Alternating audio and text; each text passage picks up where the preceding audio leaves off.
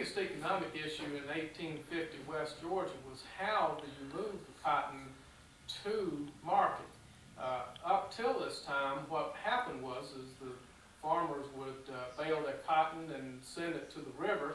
The bales would go on a vessel down the river and then be loaded on a larger vessel to go probably to England to be made into cloth or something of that nature. On the other hand, something was happening and it was big, and that was the possibility that the rail would be built in this area. There were rails being built, and what was good about that was it got the cotton to market quicker, and that meant more money for everybody. And so the prospect of rail service to this area of the country was extremely important. It all started here with the cotton gin machine. That's the machine that removes the seed from the lint. This is cotton that has still got the seed in it. This is cotton lint with the seed still in it. As you can see, I'll pull seeds out of it. It is unusable in this form.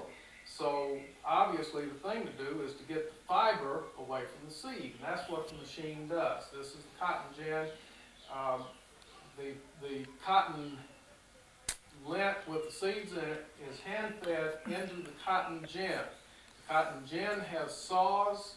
These are replacement brushes. These brushes, basically, the point of them is to straighten the lint out a little bit so that it's not all tangled up, so that it can be baled easier.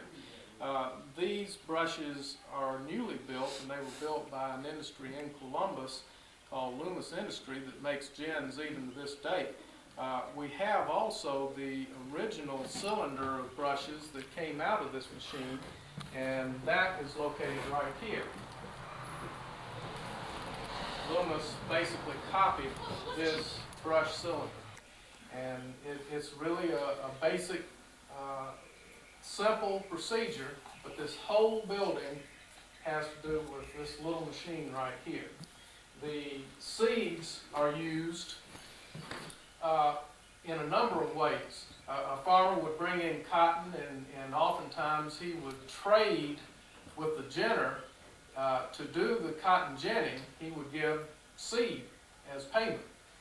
And the ginner would, at that point, either save the seed to resell to cotton farmers, or on the other hand, he might sell it to a cottonseed oil plant. There are a number of different uses for cottonseed, so it was part of the entire economy too.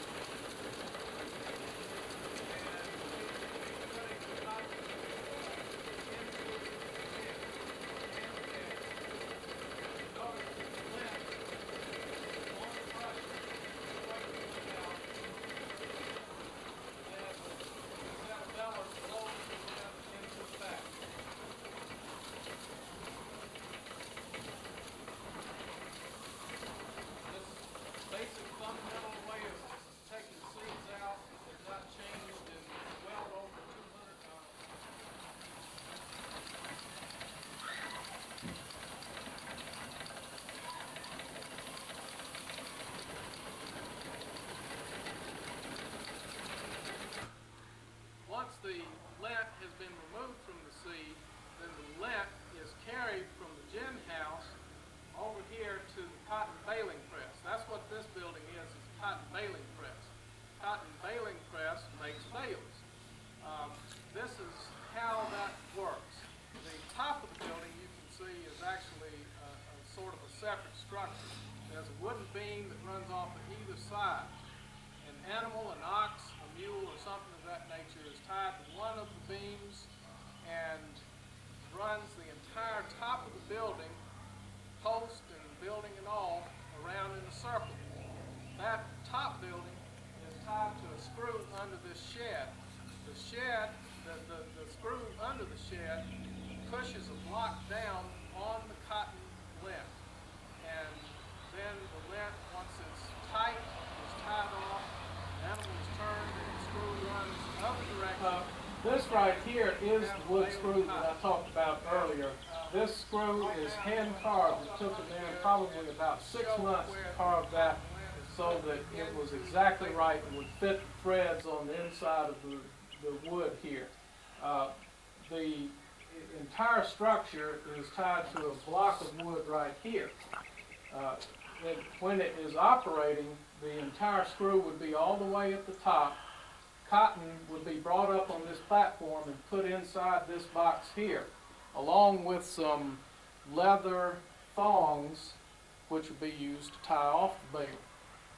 Then, when they get the box filled up, they run the animal around the entire press. That pushes down on the screw. The screw runs this block down on the cotton until it becomes compressed into the size that they want it. They tie it off, and there you have a bale of cotton. These gray blocks here are nothing more than braces for the press when it's not in use, and they are not in the box except when it's out of use. This is the actual block that does the pressing, the block of wood that does the pressing. At the very beginning of the process, it's all the way at the top, and then when the bale is being done, the block would be down where it is. Notice it has notches here. These are the notches where the leather thongs are so that the bale can be tied off and held tight. After the cotton baling press has done its job, then a bale is removed, and this is what a bale looks like. Of course, souvenir hunters have come along and picked some of it out, so it's not quite the 800-pound bale that it ought to be. Nevertheless, that is the typical size of a bale in 1850. Some of the earlier bales were not even in this rectangular shape. They were in cylinders, so they weighed about 500 pounds. But at any rate, these bales would then be moved from here to the Chattahoochee River, which by the Crow is about 15 or 17 miles from here, and by road would have been about 20 miles. Some others went from here to Columbus to get on the riverboat.